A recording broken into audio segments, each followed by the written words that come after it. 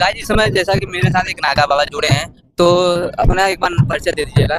हम 12 ज्योतिर्लिंग भीमा शंकर भीमा शंकर तुम्हारा। पूना महाराष्ट्र से है। तुम्हारा जी ये जूना अखाड़ा आज निकल रहा है, इसकी पेशवाई निकल रही है और इतना भव्य महाकुंभ का आयोजन होने वाला है, इसके बारे में क्या कहना चाहेंगे?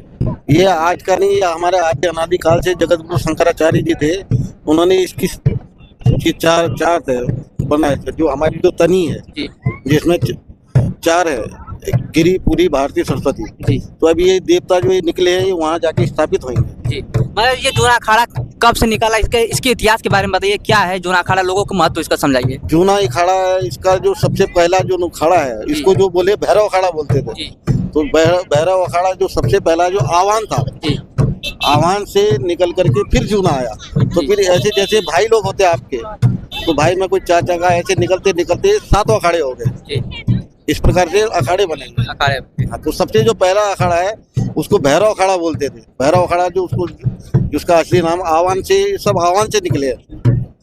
बीच में कुछ ऐसी घटना हो गई जिसके कारण कि आह्वान में कुछ साधुओं का वो होनी थी, जी तो घटित हुआ। तो उसमें कुछ साधु का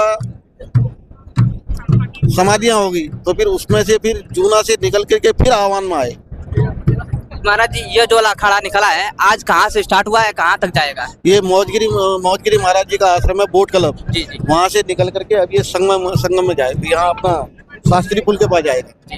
अच्छा, देखने का आता है जैसे नागा साधु के बारे में लोगों की आकर्षक का केंद्र बने रहते हैं महाकुंभ में, तो ये लोग कहाँ से आते हैं, फिर कहाँ जाते हैं, इसके बारे में? ये पूरे हिंदुस्तान से आते हैं, हिंदुस्तान के पूरे वर्ल्ड से आते हैं। ऐसा आज जूना अखाड़ा कोई एक अकेले का नहीं है, पूरे वर्ल्ड में बैठा हुआ है। जी तो जहाँ जहाँ ये हमारे जो संस्थाएं हैं, तो वहाँ से तो आते हैं। और जैसे वर्ल्ड में हो गया, अमेरिका हो गया, लंदन हो गया, जापान हो गया, चीन हो गया, तो वहाँ पे भी अपने साधु हैं।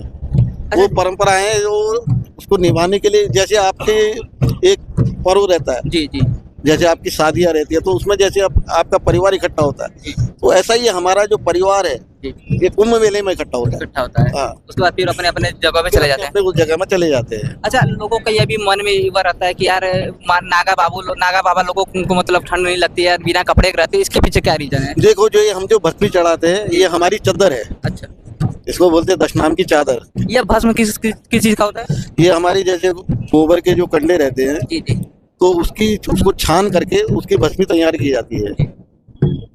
उसको शुद्धिकरण किया जाता है। पहले उसको आप उसको स्नान कराएंगे, स्नान कराने के बाद उसको सुखाएंगे, सुखाने के बाद फिर उसमें जो दूध है, कोई दूध में उसको गूंथता है, आटा गूंथता है, फिर उसके गोले बनते हैं। गोले बनने के बाद फिर उसको फिर धूप में सिखाया जाता है।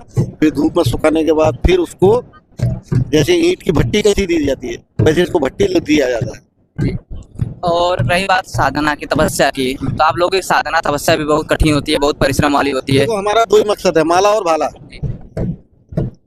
माला से समझ में आ रहा है, भाला से मतलब? भाला क्या, हम सनातन धर्मी है, तो हमारे को शास्त्र और शस्त्र दोनों चलता है। अच्छा, दोनों चलता है, दोनों सामने आया तो उड़ा देंगे। हाँ, क्योंकि हम सनातन, क्योंकि देखो जगत गुरु शंकराचार्य ने क्यों बनाया, सनातन धर्म की रक्षा के लिए बनाया।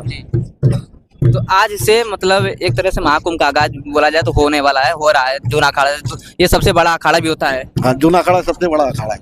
अब आज से नागा साधु हमें अखाड़ों में दिखना शुरू हो जाएंगे। नहीं, ऐसा तो नहीं है कि नागा एक ऐसा जूना अखाड़े में, 7 अखाड़ों में नागा है। तो ऐसा नहीं कि कोई जूना अखाड़े में नागा नहीं है। हाँ। नागा तो 7 अखाड़ों में है। लेकिन क्या है कि आज जो पहली जो पेशवाई है जो हमारी, जो आज वो जूना अखाड़े की निकली हुई है। तो महाराज जी ने सारे जूना अखाड़ा से रिलेटेड जो भी बातें थी सब बताया है, और इनकी तपस्या जो कि बताया है कि भाला भी साथ में लेके चलते रहते हैं, और आज इनकी पेशवाई भी जैसा कि देखकर कितना भव्य, कितना शानदार पेशवाई यहाँ पर निकल रहा है। तो धन्यवाद महाराज जी। नमस्कार।